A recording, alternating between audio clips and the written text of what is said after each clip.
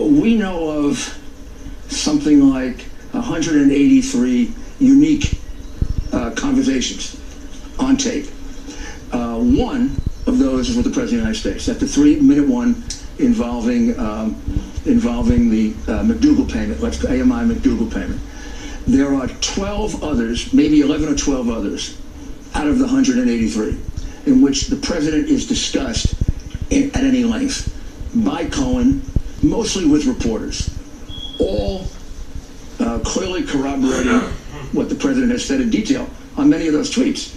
In other words, that he didn't know about the payments to either one when it happened, that he only found out later, that Cohen made them not for the campaign. He didn't like the campaign. He says very derogatory things about the campaign. He said, I only made it because I personally love the President and Melania, and that's why I made the payments. Well, no reaction yet from Lanny Davis, who represents Cohen, to what Rudi Gulliani was saying right there. Let's go to NBC White House correspondent Kelly O'Donnell. She's in Berkeley Heights, New Jersey, right near where the president is spending this weekend. Kelly, another good day to you from our morning discussion earlier. And Giuliani also gave some new insights about the president's reaction to the Cohen recordings. So let's get all of what he was saying.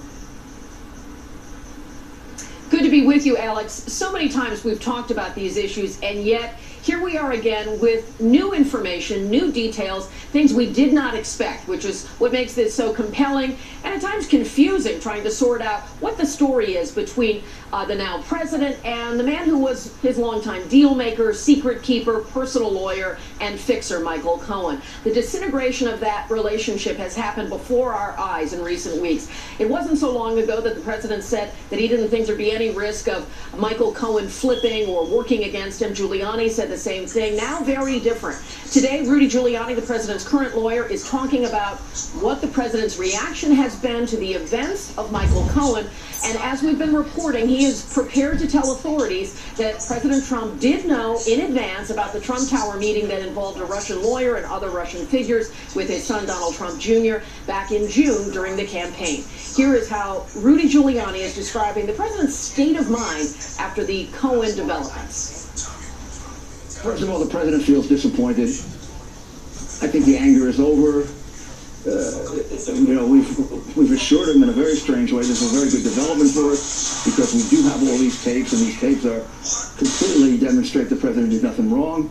Cohen is on record over and over again stating his position. It'd be hard for him to contradict that now. And he's done so many despicable things, his credibility is not an issue.